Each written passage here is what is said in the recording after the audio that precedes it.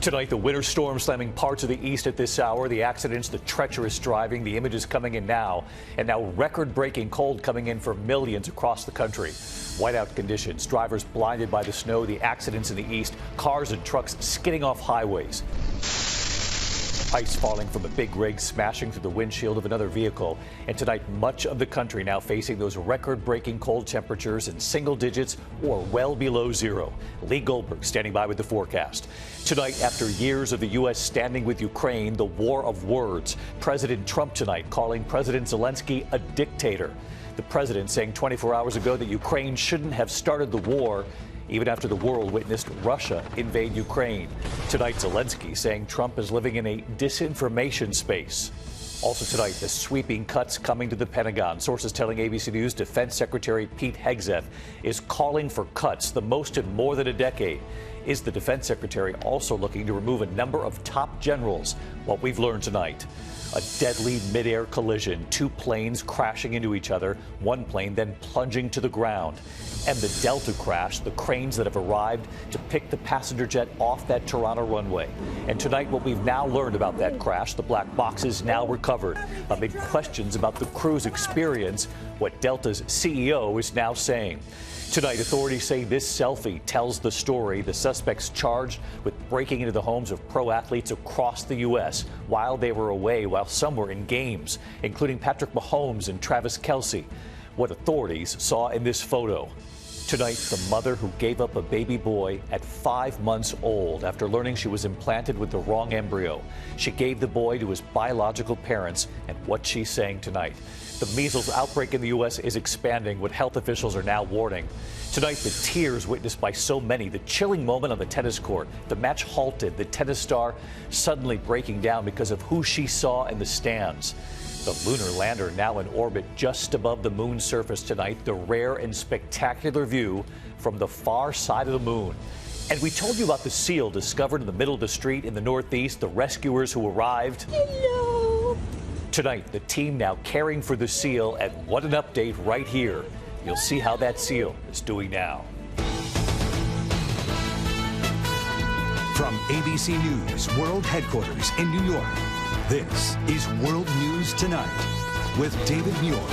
Good evening, and it's great to have you with us here on a very busy Wednesday night. We do begin tonight with a winter storm slamming parts of the east at this hour. And with this storm, 100 million Americans on alert for a brutal wave of record-shattering cold. Tomorrow morning, it could feel like 16 below zero in Wichita, 3 degrees in Dallas, and 1 degree in Nashville. Snow then coming to Washington, D.C. and New York City. At this hour, that winter storm reaching the Atlantic coast, ice and snow from South Carolina up through Virginia and Delaware.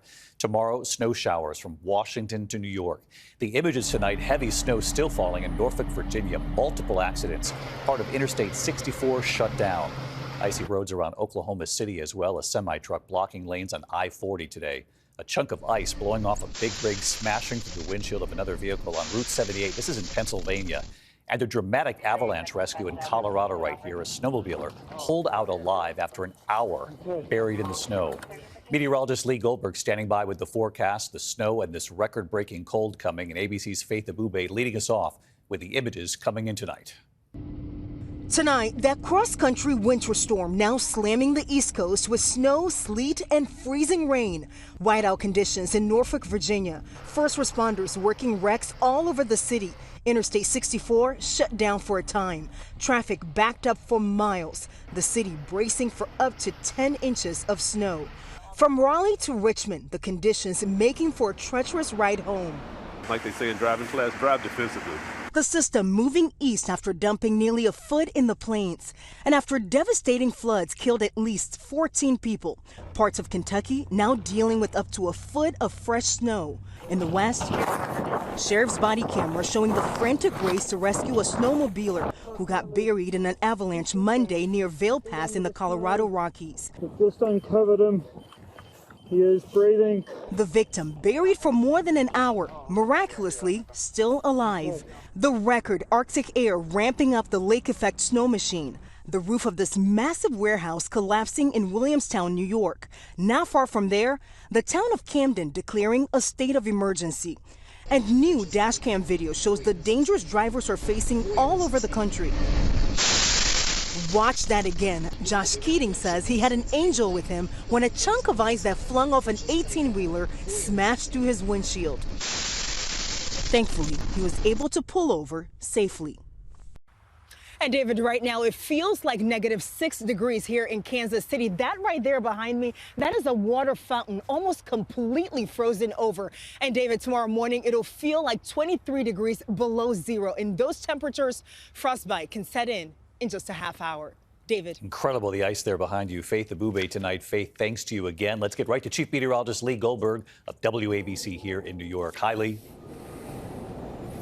Hey, David, you know, this southern storm track has been the weather story of the season. D.C. has more snow in New York than New York this season. Pretty incredible. And it's another mid-Atlantic storm tonight. We've got heavy snow and warnings from North Carolina into Virginia. Snow's going to end in Raleigh shortly, but still heavy snow in Norfolk up to Salisbury, up to 6 inches of snow in places like Virginia Beach. That snow and ice moves offshore tonight. But we could still get snow showers in the Northeast with a cold blast tomorrow. Some snow in D.C. tomorrow morning. Maybe a dusting in New York gets things slippery for the commute tomorrow evening. The core of the cold air in the middle of the country. Wind chills tomorrow morning 20 to 40 below. Could feel like 3 in Dallas. The core of the cold moves east and eases as we head into the upcoming weekend, but we could have numerous record lows. This is not a mistake. 19 degrees below the actual temperature in Omaha. We thaw out over the weekend. David? Wow, those numbers are extraordinary. We're all in this one together. Lee, thank you again tonight.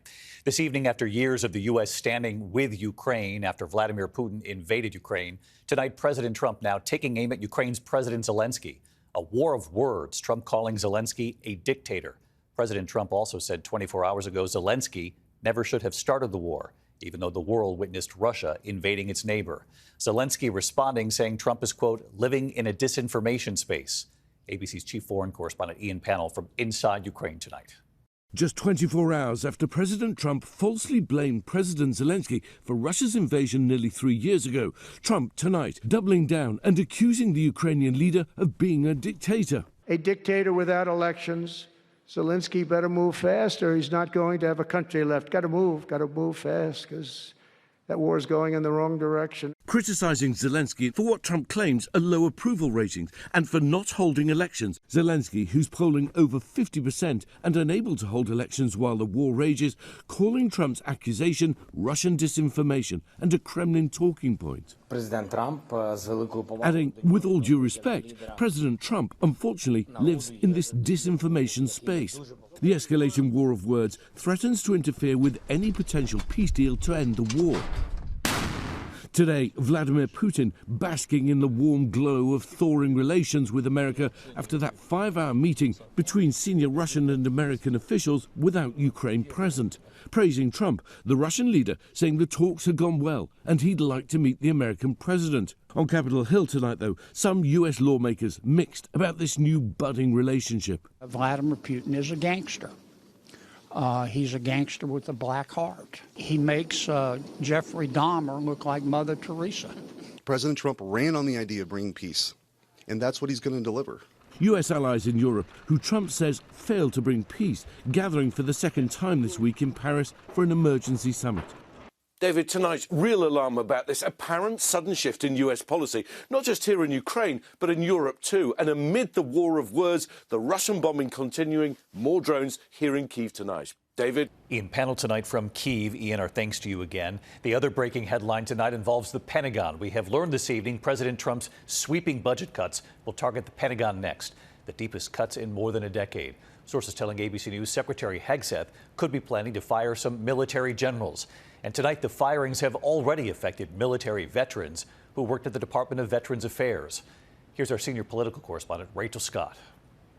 Tonight, President Trump's budget acts preparing to swing at the largest agency in the federal government, with deep cuts at the Pentagon now on the horizon. Sources tell ABC News Defense Secretary Pete Hegseth has asked top Pentagon officials to draw up plans for a sweeping 8% cut. The department hasn't seen cuts this deep in more than a decade. The news comes as sources tell ABC News Hegseth is preparing to fire or remove a series of top generals and senior officers, a list of their names already circulating among Republicans on Capitol Hill. The big question doesn't include the chairman of the Joint Chiefs, C.Q. Brown.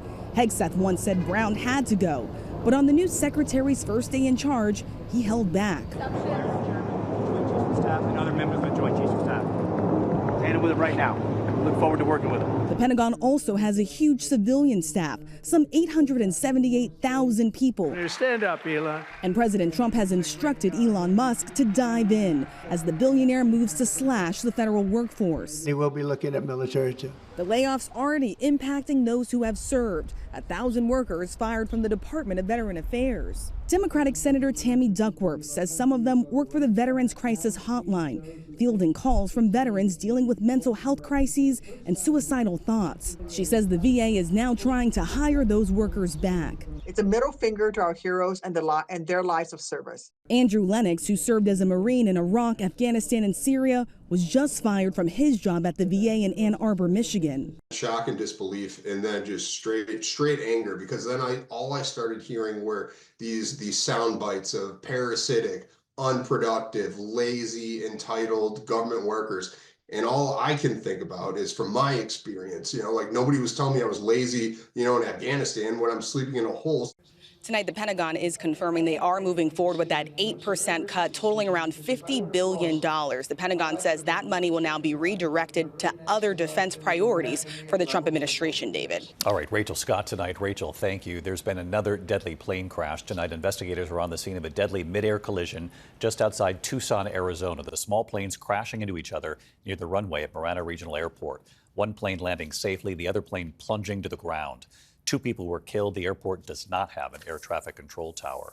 We also have new reporting tonight involving that harrowing Delta crash in Toronto. They are set to lift what's left of that jet off the runway now, and what they've now recovered. Gio Benitez covers aviation.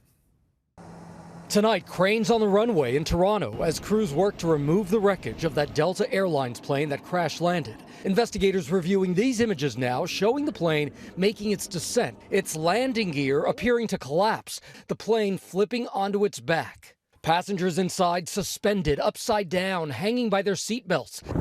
Today, amid questions about the flight crew's experience and those windy conditions upon landing, Delta CEO Ed Bastian speaking to CBS. It was an experienced crew. All these pilots train for these conditions. They fly under all kinds of conditions at all the airports in which we operate. Everything, drop it. Come on. Bastian hailing those flight attendants who help passengers scramble to escape. Most people appear to be okay. All 80 passengers and crew members surviving, at least 21 injured. And overnight, the Transportation Safety Board of Canada updating on the investigation. We've already removed the cockpit voice recorder, the flight data recorder, and we've sent them to our lab for further analysis. And David, Delta tonight confirming to ABC News that it is offering $30,000 to each passenger, no strings attached. And tonight, only one person remains in the hospital. David. All right, Gio Benitez back on this tonight. Gio, thank you. Tonight, 7 suspects have now been arrested and charged after break-ins that made national headlines, breaking into the homes of sports stars. Tonight, the selfie that authorities say helped them with this case. Here's Aaron Katersky. This is the selfie that helped crack the case of burglaries targeting professional athletes all around the country. The FBI says the image turned up in a search of an iCloud account tied to the Chilean nationals, allegedly seen posing with a safe filled with watches, jewelry, and cash stolen from NBA star Bobby Portis. The Milwaukee Bucks forward posted these security camera images of his home being burglarized back in November while he was playing a game against Cleveland. I had a home invasion, and they took most of my prized possessions. One of the suspects is seen wearing a Kansas City Chiefs shirt. The FBI says that's a reference to the group's earlier burglaries targeting the homes of NFL stars Patrick Mahomes and Travis Kelce. Tonight, federal prosecutors accuse 7 Chilean nationals with transporting cash and valuables stolen from the homes of a half-dozen pro athletes and worth $5 million.